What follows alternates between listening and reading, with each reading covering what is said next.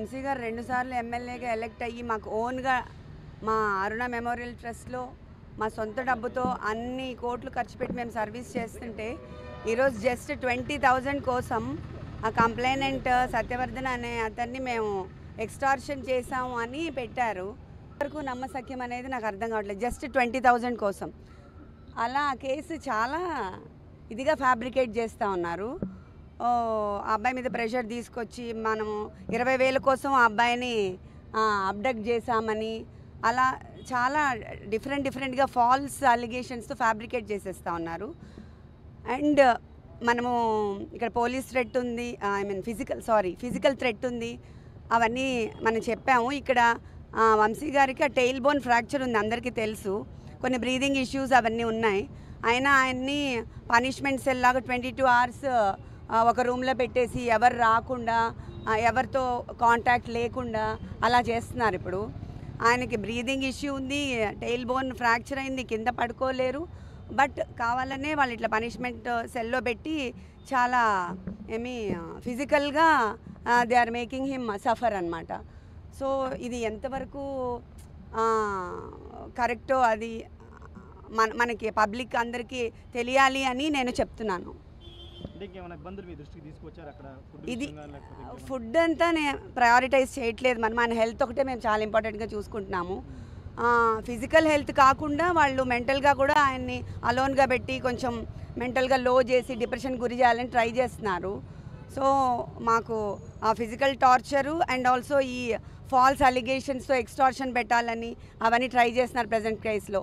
So అవన్నీ కూడా చాలా ఫ్యాబ్రికేట్ చేసి ఫాల్స్ కేసెస్ పెడుతున్నారు. ఆ ఫాల్స్ కేసు మీద ఈయన టార్చర్ చేయడం అది ఎంతవరకు జస్టిఫైయబుల్ అని నేను అడుగుతున్నాను ఈ ప్రజాముఖంగా. అంతే.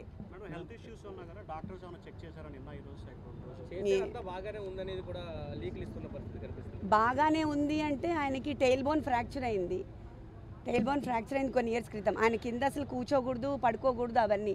కానీ ఇప్పుడు కింద పడుకుంటున్నారు కదా 2 రోజుల నుంచి మరి. సో అందుకని ఆ పెయిన్ అగ్రవేట్ అయిపోయింది. అండ్ ఆయన్ని ఒకటే రూమ్లో పనిష్మెంట్ సెల్ లాగా అంటే మనం ఇంకా ఏమీ అసలు మన మీద అలిగేషన్ ఇంకా ప్రూవే అవ్వలేదు. ముందే పనిష్మెంట్ సెల్లో వేసేసి 22 hours ఆయన్ని లాక్డ్ డోర్లో పెట్టేసి ఎవరు కలవకుండా ఒక 60 కెమెరాలు కెమెరాలు పెట్టేసి అలా చేయటము ఎవరైనా చార్లెస్ శోభరాజో లేకపోతే పెద్ద క్రైమ్స్ చేసే వాళ్ళని చూసేటట్టుగా they are taking him to that level. So అది ఇంత ఫాల్స్ కేసెస్లో అంత చేయడం అవసరం? ఇంకా ప్రూవ్ కూడా అవ్వలేదు కదా. మనం రిమాండ్ మీద కదా తీసుకొచ్చారు, ఇంకా అలిగేషన్స్ ప్రూవ్ కాలేదు కదా. మరి ఎందుకు అంత పనిష్ చేస్తున్నారు ఫిజికల్గా? అంటే ఇప్పుడే మేము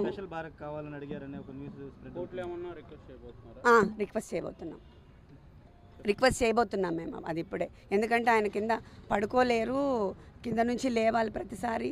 జస్ట్ నేల మీద కదా, ఆ టెయిల్ బోన్ తగులుతూ ఉంటుంది కదా.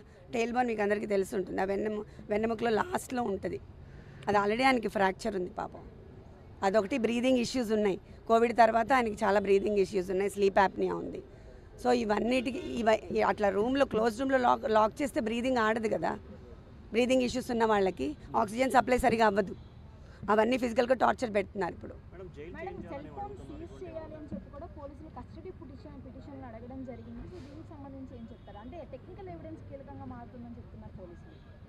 నాకు దీని గురించి ఐడియా లేదండి.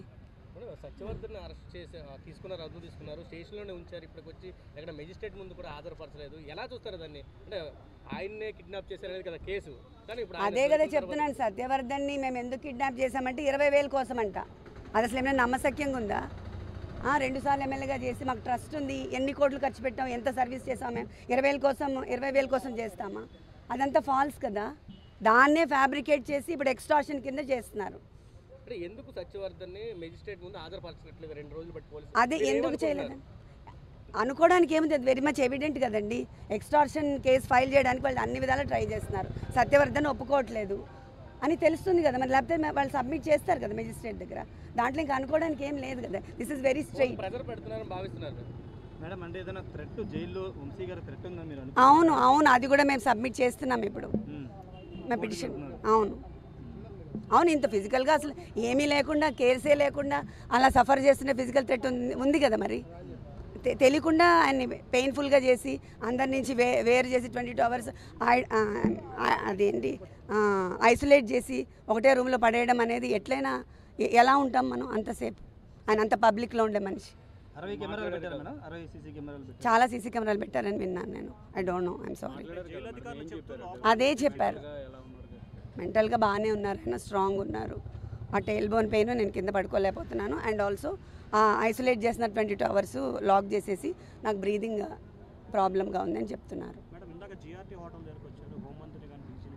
నో నో నో నో, నాకు ఐ మీన్ వివాంటాలో అండ్ నోవటెల్లో కంప్లీట్గా నిన్న ఆక్యుపైడ్ అంట. సో దట్స్ వై అదొకటి ఖాళీ ఉంటే నేను వెళ్ళాను. కానీ అట్లా వాళ్ళు వస్తారని కూడా నాకు తెలీదు. I'm not aware of all this. Jail అధికారులు చెప్తూ అన్ని ఫెసిలిటీస్ బాగానే ఉన్నాయి, ఎక్కడ ఇబ్బందులు ఏం లేవు, డాక్టర్లు కూడా అబ్జర్వేషన్లో ఉన్నారు. వాళ్ళు చెప్పింది నమ్ముతారా, వంశీ గారు చెప్పింది నమ్ముతారా మీరు? అలానే చెప్తారు. చాలా కేసులు రెడీ చేస్తున్నారు. అవును, చేస్తారు కదా. చెప్పాను కదా ఇప్పుడు. అప్పుడు ఇది ఎక్స్టార్షనే పెద్ద ఫేక్. ఇంకా ఇంతవరకు ప్రూవ్ చేయలేదు. కేసులు పెట్టడానికి ట్రై చేస్తున్నారు, ఇంకా ఏం ప్రూవ్ కాలేదు. కానీ ఇంత ఫిజికల్ టార్చర్ గురి చేస్తున్నారు, ఫిజికల్ అండ్ మెంటల్. జగన్ గారు మీకు ఏమైనా ఫోన్ చేశారా? పార్టీ సపోర్ట్ మీకు ఎంతవరకు ఉంది? పార్టీ సపోర్ట్ చాలా ఉంది నాకు. అక్కడి నుంచే మాకు ఐ మీన్ లీగల్ సెల్ అంతా మనకి అక్కడి నుంచే వర్క్ అవుతుంది. బాగా హెల్ప్ చేస్తున్నారు. Thank you very much. Jagan గారు మాట్లాడారా మేడం? మీతో మాట్లాడారు. ఇప్పుడు విషయం ఏంటంటే ఎవిడెన్సెస్ ఉన్నాయి. ఎవరైతే కంప్లైంట్ పెట్టారో కంప్లైంట్ దారుడు తాలూకా ఎవిడెన్స్ ఉంది. అవన్నీ ఉన్న తర్వాతనే ఈరోజు పోలీస్ డిపార్ట్మెంట్ వాళ్ళు కూడా అరెస్ట్ చేయడం జరిగింది, కోర్టుకు ప్రొడ్యూస్ చేయడం జరిగింది, కోర్టు వాళ్ళు కూడా రిమాండ్ విధించడం జరిగింది. ఈరోజు అతను ఏ వాదైతే వాదించుకున్నారనుకుంటున్నారో ఆయన వాదించుకుంటున్నారు. అదంతా అనవసరం. ఈరోజు మాట్లాడితే బయటకు వచ్చి ఒక ఎస్సీ దళితుడుని ఇలా భయపెట్టారు అలా భయపెట్టారని మాట్లాడుతున్నారు. ఈరోజు భయపెట్టింది వాళ్ళు, బెదిరించింది వాళ్ళు, అతనికి ఆశ చూపిస్తున్నది వాళ్ళు, ఎట్టి పరిస్థితుల్లోని బయటకు వచ్చి ఇలా చెప్పకపోతే చంపేస్తామని చెప్తుంది వాళ్ళు.